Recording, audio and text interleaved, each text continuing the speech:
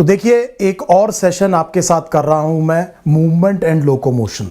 तो अब तक हमने आपकी क्लास 11th एनसीईआरटी में केमिकल कोऑर्डिनेशन के ऊपर मैंने वीडियो किया। आपने उम्मीद है प्रैक्टिस कर ली होगी। न्यूरल कंट्रोल एंड कोऑर्डिनेशन अब आपको समझ में आ गया किस तरह से क्वेश्चन आता है, क्या क्या चीज़ इंपॉर्टेंट है आपकी एनसीईआरटी में। तो अब हम ये चैप्टर ले रहे हैं, chapter number 20 class 11th NCERT. इसको आपने कहा लोकोमोशन एंड मूवमेंट। तो इस चैप्टर की हम बात कर रहे हैं। देखिए इस चैप्टर में on an average 2 multiple choice questions NEET entrance exam में आते हैं। सो हमने बात करा locomotion and movement, this is chapter number 20, इसकी हम बात कर रहे हैं। तो मैंने आपसे ये कहा कि expected question would B 2।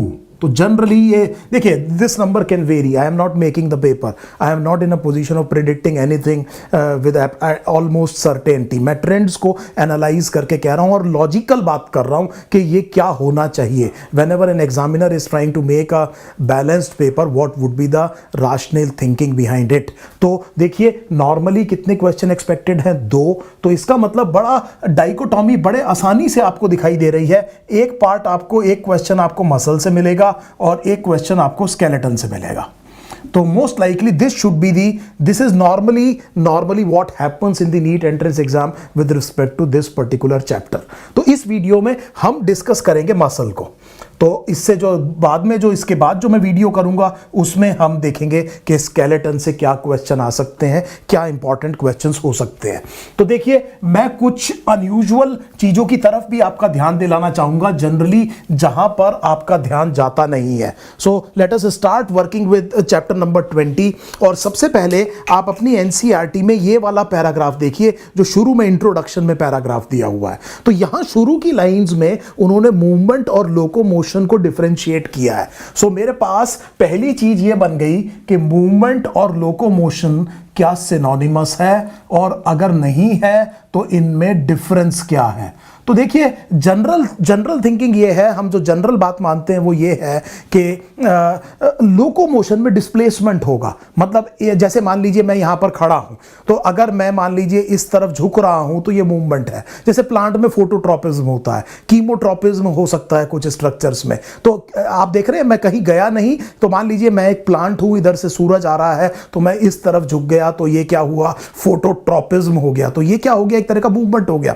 Cell के अंदर प्रोटोप्लाज्म क्या कर रहा है? मूव कर रहा है। लेकिन अगर मैं यहां से यहां चल के आपकी तरफ आ रहा हूं तो इसका मतलब मैं मूव कर रहा हूं, मतलब मैं डिस्प्लेस कर रहा हूं अपने आप को। इस तरह की मूवमेंट को आप लोकोमोशन कहते हैं। तो मैं आपको इस लाइन की तरफ ध्यान दिलाना चाह रहा हूं कि ये देखिए, some of the movements result in change of place और लोकेशन। तो बड़े ध्यान से देखिए, such voluntary movements are called as locomotion. Voluntary movements जिसमें result in change in place और लोकेशन, इसको आपने क्या कहा? लोकोमोशन। और लास्ट में ये कंक्लूड करते हैं कि all locomotions are movement but all movements are not locomotion. इस लाइन को आप मार्क कर लीजिए, this is a very very important line. ये ट्रू और फॉल्स में आपके सामने आ सकती है। तो मुझे उम्मीद है ये बात आपको समझ में आ गई। दूसरी चीज, जब टाइप्स ऑफ मूवमेंट की बात कर रहे हैं यहां पर, तो अगर आप देखें 20.1 टाइप्स ऑफ मूवमेंट की बात कर रहे हैं, तो यहां पर एक बड़ा इंटरेस्टिंग चीज है। जैसे ह्यूमन बींग्स, अगर आप ह्यूमन बींग्स की बात करें तो ह्यूमन बींग्स में आप देख रहे हैं कि एक्चुअली पूरे एनिमल वर्ल्ड में लोकोमोशन एक बहुत ही डिफाइनिंग प्रॉपर्टी है और बहुत जबरदस्त। देखिए नर्व और मसल केवल आपको एनिमल किंगडम में दिखाई देगा, और दोनों के दोनों ऑटो एक्साइटेबल है, और दोनों की वजह से लोकोमोशन पॉसिबल है। इस चीज को कोरिलेट कीजिए डाइवर्सिटी के साथ में। तो अगर कोई चीज एक जगह से दूसरी जगह मूव कर सकती है तो हमें यह समझ में आ गया कि डाइवर्सिटी काफी ज्यादा आएगी। इसीलिए एनिमल वर्ल्ड में बाकी से डाइवर्सिटी बहुत ज्यादा है, जिसके पीछे ये लोकोमोशन है। लोकोमोशन के पीछे नर्व और मसल है। ये बात आपको समझ में आ गई। प्लांट्स कहीं मूव नहीं कर पाते, तो उनमें आपने एक और 11th में चैप्टर में पढ़ा होगा, फिनोटिपिक प्लास्टिसिटी होती है। तो उसके लिए उसको हम किसी और चैप्टर में डिस्कस करेंगे। बहुत इंपॉर्टेंट कंसेप्ट आएगा फिनोटिपिक प्लास्टिसिटी का। देखिए लेकिन एक चीज है कि मेरा और से फॉर एग्जांपल बाकी मैमल्स का एक कॉमन एंसेस्टर था, मेरा और बाकी वर्टिब्रेट्स का एक कॉमन एंसेस्टर था, मेरे और सारे एनिमल्स का एक कॉमन एंसेस्टर था, इसी तरह लाइफ के सारे फॉर्म्स का एक कॉमन एंसेस्टर होगा।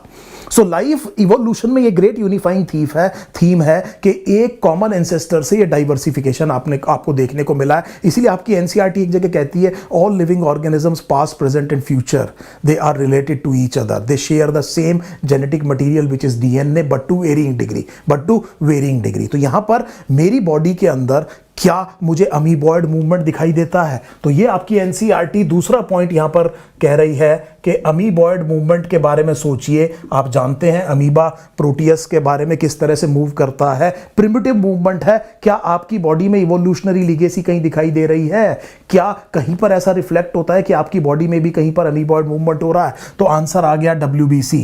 जो फैगोसाइट्स है खास तौर पे, वो किस तरह से पहुंचते हैं बैक्टीरिया के पास में अमीबॉयड मूवमेंट से। इसी तरह से अगर आप देखें सीलिया, तो सीलियरी मूवमेंट आप देखिए आपके रेस्पिरेटरी ट्रैक्ट में, आप देखिए आपके रेस्पिरेटरी ट्रैक्ट में सीलिया प्रेजेंट होते हैं। इसके अलावा fallopian tube is lined by ciliated epithelium, और पेरिस्टाल्सिस के से मिलकर के जो ओवम है उसको पुश करता है ओविडक्ट में टुवर्ड्स द यूट्रस। तो ये एक बात कह रही है आपकी एनसीईआरटी। फ्लैजेला, और ये जो फ्लैजेला का मूवमेंट आप देखिए, the human sperm moves with the help of flagellum. तो अगर आप देखेंगे यहां पर बड़े ध्यान से, तो यहां पर आपकी NCERT amoeboid movement, ciliary movement और मूवमेंट विद फ्लैजेला इस तरह की बात कर रही है। देखिए मैंने एक बहुत इंपॉर्टेंट लाइन यहां पर मार्क की हुई है, cytoskeleton elements like microfilaments are also involve in amoeboid movement. इस लाइन को याद रखिएगा। तो देखिए जो साइटोस्केलेटल एलिमेंट्स हैं वो डायमीटर के हिसाब से अलग अलग कैटेगरीज में डिवाइडेड है। माइक्रोफिलामेंट सबसे कम डायमीटर के होंगे,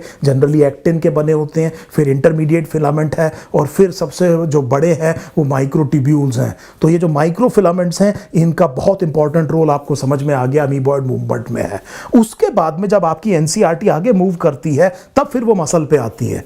तो देखिए ये मसल आ गई, तो यहां पर ये मसल से अब हमने कहा कि मसल 20.2, इसमें क्या क्वेश्चन बनता है? पहली चीज तो ये याद रखिएगा कि जो 3 एम्ब्रियोनिक जर्म लेयर्स हैं, एक्टोडर्म, मेसोडर्म और एंडोडर्म, उसमें मेजॉरिटी ऑफ द टिश्यू जो है वो मेसोडर्म से बनता है, और मसल भी किससे बनती है? मेसोडर्म से। इसीलिए डिप्लोप्लास्टिक ऑर्गेनिज्म में आप मसल नहीं कह सकते हैं।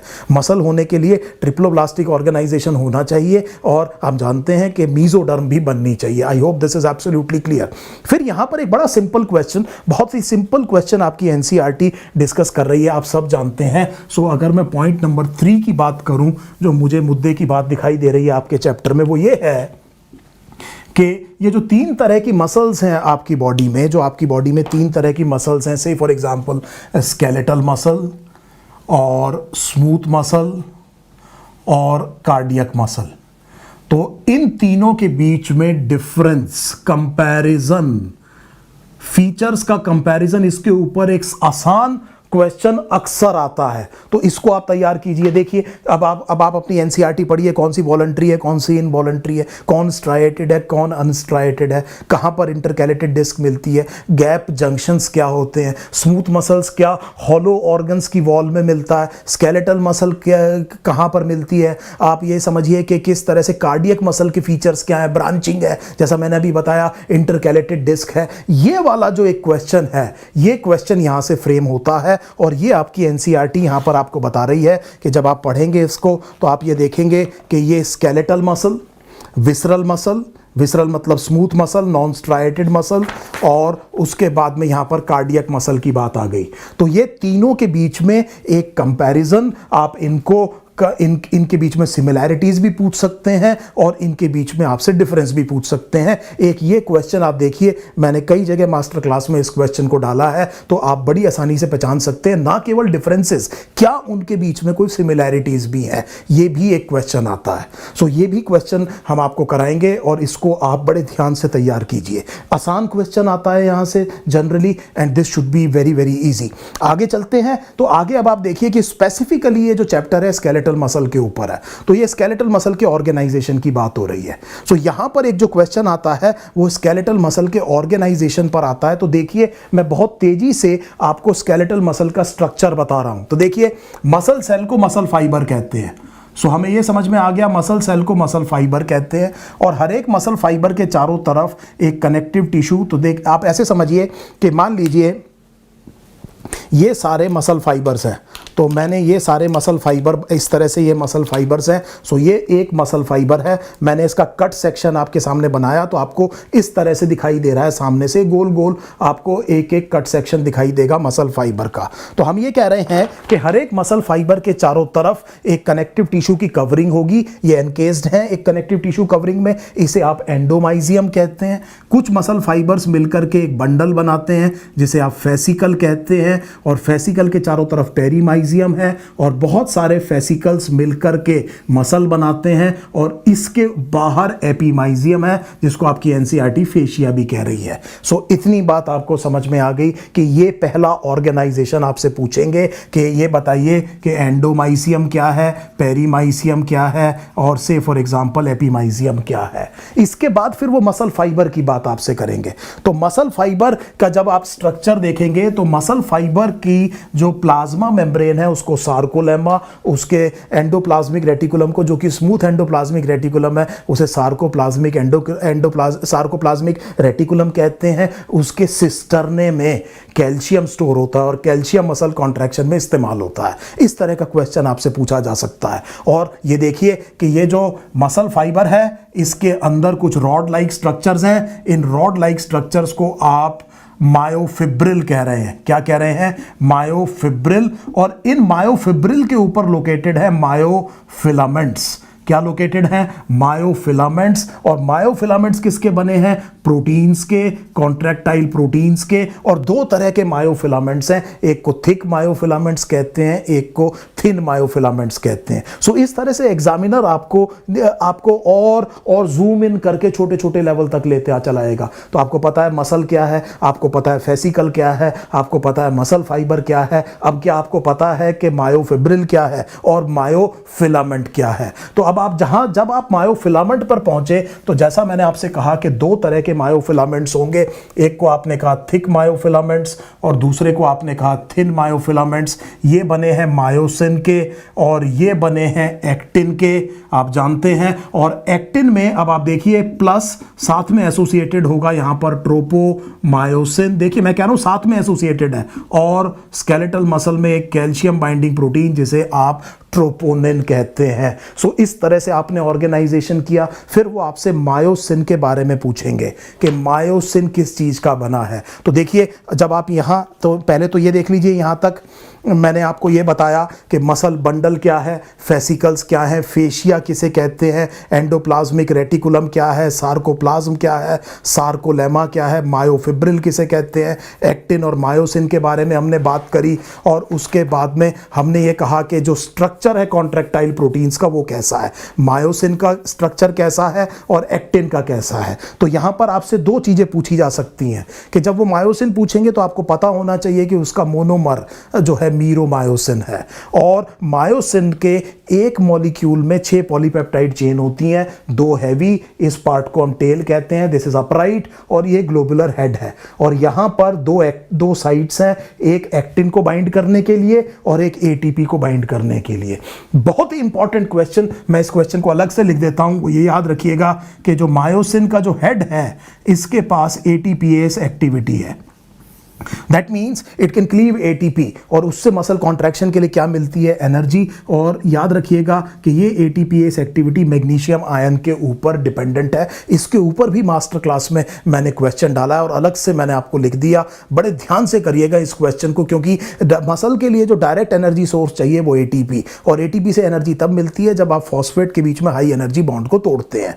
सो एक और क्वेश्चन ये देखा हमने कि टेल है, फिर हमने ये कहा कि ये हेड है, यहां पर हर एक हैवी चेन के साथ में 2 लाइट चेन्स होंगी। तो टोटल 6 पॉलीपेप्टाइड चेन्स हैं। अभी लाइट पॉलीपेप्टाइड चेन्स को मैं मिटा देता हूं। आपको ये मैंने बता दिया कि मायोसिन हेड के ऊपर 2 एक्टिव साइट्स कौन सी हैं, और ये पॉइंट हिंजेस हैं, इन पर मायोसिन की मूवमेंट होती है। सो ये बड़े बड़े तरीके से आपको समझ में आ गया। अब आप ये समझते जाइए कि किस तरह से क्वेश्चन फ्रेम हो रहा है। अब आप जब मास्टर क्लास करेंगे तो आपको ये समझ में आएगा कि एनसीईआरटी जो अंडरस्टैंडिंग एनसीईआरटी एनसीईआरटी है वो किस तरह से डिजाइन किया गया है, हर पैराग्राफ से क्या कंसेप्ट लेकर के उसके ऊपर क्वेश्चन बनाया गया है, ताकि आपकी नजर में हर एक पॉइंट रहे जो आपकी एनसीईआरटी में दिया हुआ है। फिर आप प्रीवियस ईयर क्वेश्चन देखेंगे, बहुत से क्वेश्चंस आप देखेंगे अक्सर रिपीट हो रहे हैं, और इस तरह के क्वेश्चंस जो बार बार रिपीट हो रहे हैं वो आपके रडार पे हमेशा होने चाहिए। क्योंकि देखिए ये क्वेश्चन गलत नहीं होना चाहिए, वो क्वेश्चन जो हमने कर लिया, जो हमें समझ में आ गया, जिसका आंसर हमें पता है और एग्जाम में आ गया, वो क्वेश्चन गलत नहीं होना चाहिए। So you do the simple things well, you will be selected. Rare things are rarely asked again and again, I say. इसके बाद में जब आप कंफर्टेबल हो जाएंगे तब आप मास्टरिंग एनसीईआरटी करेंगे। तब मास्टरिंग एनसीईआरटी करने के बाद में आपके सामने एक ये बहुत बड़ा कॉन्फिडेंस ये आ जाएगा कि अब किसी भी तरह का क्वेश्चन आ जाए, किसी भी तरह का क्वेश्चन आ जाए, मैं उसको बड़ी आसानी से कर सकता हूं। सो इस कॉन्फिडेंस को, तो सबसे पहले आपने मास्टरिंग नहीं करनी है, पहले अंडरस्टैंडिंग और फिर पास्ट ईयर, और उसके बाद में आपने क्या करनी है, मास्टरिंग एनसीईआरटी करनी है। तो मुझे उम्मीद है ये कंसेप्ट आपको समझ में आ रहा है। इसी तरह से जब आप एक्टिन पे आएंगे तो आप जानते हैं मोनोमरिक एक्टिन को जी एक्टिन कहते हैं, हर एक पर एक एडीपी एसोसिएटेड है, इसके ऊपर भी हमने क्वेश्चन डाला है। और फिर ये जो पॉलीमरिक फॉर्म है इसे आप एफ एक्टिन कहते हैं, और एफ एक्टिन के ऊपर एक ग्रूव है, ग्रूव में एक्टिव साइट्स हैं, और इस ग्रूव के ऊपर आपने रैप किया हुआ है ट्रोपोमायोसिन, और जहां पर एक्टिव साइट्स है वहां पर ट्रोपोनिन। और ट्रोपोनिन 3 ग्लोबुलर प्रोटीन्स का कॉम्प्लेक्स का एक प्रोटीन है। सो इसका मतलब जो ट्रोपोनिन मॉलिक्यूल है उसमें 3 ग्लोबुलर प्रोटीन्स होते हैं। इसको हम अलग से लिख रहे हैं इस पॉइंट को। तो बहुत कॉमन क्वेश्चन ट्रोपोनिन पे पूछा जाता है स्केलेटल मसल में, ये कैल्शियम बाइंडिंग प्रोटीन है। देखिए स्मूथ मसल में ट्रोपोनिन नहीं होता, उसकी जगह जो कैल्शियम बाइंडिंग प्रोटीन है वो कैल मॉड्यूलिन है। ये मैंने आपको मास्टरिंग एनसीईआरटी में कराया है। लेकिन यहां पे ये याद रखिए ट्रोपोनिन ए, ट्रोपोनिन टी, ट्रोपोनिन सी। ट्रोपोनिन ए को आप ट्रोपोनिन आई भी कह सकते हैं, और ये जाकर के फिर एक्टिव साइट को मास्क करता है। तो यहां पे बहुत इंपॉर्टेंट क्वेश्चन ये आता है कि जो एक्टिव साइट है एक्टिन मायोफिलामेंट, उसको मास्क कौन करता है। तो देखिए आंसर 2 हैं, एक ट्रोपोनिन और ट्रोपोमायोसिन, लेकिन पहला आंसर ट्रोपोनिन है। तो अगर ये अलग अलग चॉइसेस में है तो आप आंसर क्या देंगे, troponin.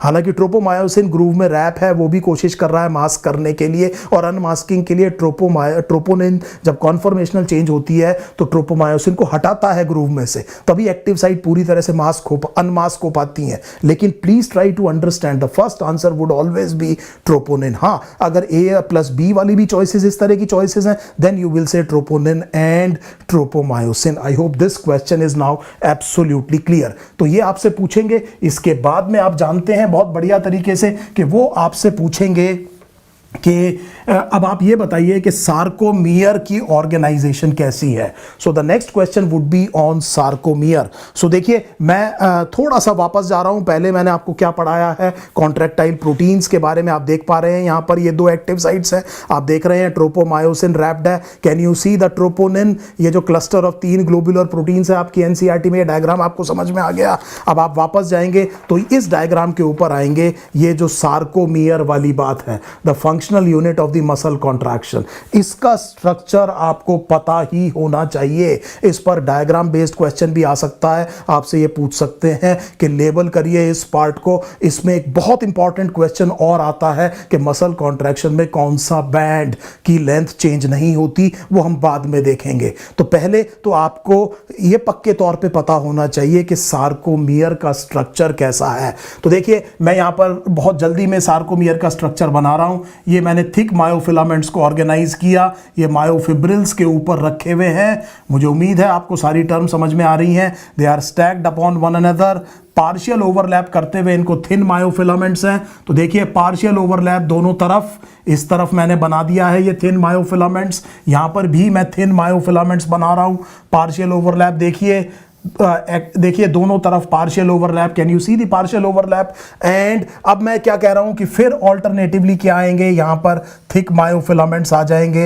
You can easily understand that on the myofibril alternatively thick and thin myofilaments will be arranged stacked upon one another with partial overlap at both the ends. तो ये चीज आप देख पा रहे हैं। अब हम करेंगे क्या कि ये जो थिन मायोफिलामेंट्स हैं इनको पकड़ेंगे, एक थिन कनेक्टिव टिश्यू से जिसे हम कहते हैं जेड लाइन। जो थिक मायोफिलामेंट्स है इसको आप पकड़ेंगे एक थिन कनेक्टिव टिश्यू से जिसे आप कहते हैं एम लाइन। और रीजन ऑफ पार्शियल ओवरलैप में आप देखेंगे वो जो मायोसिन का जो हेड था वो काफी पास आ रहा है एक्टिन के। पीछे हमने देखा था मायोसिन का स्ट्रक्चर कैसा है, सो अब आप समझ पा रहे होंगे कि ये क्या चीज है। और ये बहुत पास आ रहा है किसके, आप देख रहे हैं ये बहुत पास आ रहा है एक्टिन। एक्टिन के ऊपर एक्टिव साइट है मायोसिन हेड के लिए। और देखिए मैंने किस तरह से ओरिएंटेशन किया है। तो मैं ये चाहता हूं कि जिस टाइम पर मायोसिन हेड पकड़ ले एक्टिन को और हिंजेस पे मूवमेंट हो तो यहां पर मूवमेंट ऐसे हो और यहां पर मूवमेंट ऐसे हो। यू कैन इजीली अंडरस्टैंड, ये इधर मूव करेगा या इधर। इसकी वजह से ये जो एक्टिन है ये एम लाइन की तरफ मूव करेगा और इस तरफ भी देखिए ये ऐसे मूव करेगा, ये भी ऐसे। तो दोनों तरफ से एक्टिन किधर आएगा, एम लाइन की तरफ। और एक्टिन स्लाइड करेगा किसके अंडर, किसके अंडर, मायोसिन के। और सार्कोमियर की लेंथ छोटी होगी और इसी को आप स्लाइडिंग फिलामेंट थ्योरी कहते हैं। This is very very easy to understand. आगे देखिए, अब आपसे वो लेबलिंग कराएंगे। ये जो पार्ट है ये जेड लाइन है, ये भी जेड लाइन है। इन दोनों के बीच का जो एरिया है इसे आप सार्कोमियर कहते हैं। सो इसे आपने क्या कहा, सार्कोमियर कहा। ये फंक्शनल यूनिट है मसल कॉन्ट्रैक्शन का। सार्कोमियर के बीच में ये ए बैंड है। ए बैंड इसलिए कहते हैं because it is an isotropic to polarised light. और जब आप लाइट डालेंगे तो उसमें से लाइट ज्यादा पास नहीं होगी और ये डार्क दिखाई देगा। तो इसको आप क्या कह रहे हैं, डार्क बैंड कह रहे हैं। और इसके सेंटर में देखिए जहां पर ओवरलैप नहीं है इसे एच जोन कहते हैं। बहुत क्वेश्चंस हमने किस में डाले हैं, मास्टर क्लास में डाले हैं। और एक्चुअली प्रीवियस ईयर में भी कई बार ये क्वेश्चन आया हुआ है। तो देखिए ए बैंड और एच जोन के बीच में डिफरेंशिएशन कीजिए। एच जोन के बीच में एम लाइन है और देखिए दो एडजेसेंट सार्कोमियर शेयर कर रहे हैं। इस बैंड को आप आई बैंड कहते हैं। आई का मतलब आप समझ गए होंगे, आइसोट्रॉपिक टू पोलराइज्ड लाइट। और ये लाइट दिखाई देगा इसीलिए इसे हम लाइट बैंड भी कहते हैं। और बीच में जेड लाइन है। इस तरह की आपसे इस तरह के डायग्राम को आपसे लेबल कराया जा सकता है। बड़े ध्यान से समझ लीजिएगा इस चीज को। तो हमने कहा कि ये जो मसल कॉन्ट्रैक्शन की यूनिट है ये क्या है, सार्कोमियर। और अब आप देखिए ए बैंड, आई बैंड। इसीलिए जब आप मायोफिब्रिल पे मसल के ऊपर पोलराइज्ड लाइट डालेंगे तो आपको क्या दिखाई देगा कि there will be alternate dark and light bands, dark and light bands. तो आप देख रहे हैं ये डार्क बैंड है, ये बीच में क्या है, लाइट बैंड है। ये ए और आई बैंड की वजह से इस तरह की अपीयरेंस आ रही है। और इसीलिए इस मसल को आप स्ट्राइएटेड कहते हैं। और ये जो स्ट्राइएशन है ये ऑल्टरनेट लाइट और डार्क बैंड्स है। सो मुझे उम्मीद है कि ये चीज अब आपको बहुत ही इंपॉर्टेंट तरीके से समझ में आ गई होगी। देखिए यहां पर एक्टिन, मायोसिन शब्द मैं पढ़ता जा रहा हूं, जेड लाइन, आई बैंड, देखिए यहां पर ए बैंड, ऑल्टरनेटिवली अरेंज्ड। ये जो डायग्राम है बड़े ध्यान से देखिए, ये सार्कोमियर है, ये ए बैंड है। ए बैंड के बीच में एच जोन है, यहां पर एम लाइन होनी चाहिए। और देखिए आई बैंड के बीच में ये जेड लाइन है। जेड लाइन के बीच में जो एरिया है उसे आप सार्कोमियर कह रहे हैं। This is a very very important diagram. You can see the striated appearance in this diagram of the skeletal muscle. So मुझे उम्मीद है अब आपको ये सारी की सारी बात यहां तक समझ में आ गई है। सो अब आप इतना पढ़िए, पहले कुछ क्वेश्चंस कीजिए मास्टर क्लास एनसीईआरटी से। अभी जो हम क्वेश्चंस आपको देंगे इस वीडियो के एंड पर उनको करिए और तब आपको पता लगेगा किस तरह से ये क्वेश्चंस आ सकते हैं। जब मैं वापस आऊंगा तो अगले वीडियो में मसल की कंटिन्यूएशन में मैं आपको मैकेनिज्म ऑफ मसल कॉन्ट्रैक्शन पे बताऊंगा कि क्या क्वेश्चंस आ सकते हैं और एनर्जी कंसीडरेशंस और कुछ क्वेश्चंस वो जो एनसीईआरटी से बाहर भी हैं थोड़े से, लेकिन कभी कभी पूछ लिए जाते हैं, उन पर भी हम ध्यान देंगे। Thank you so much.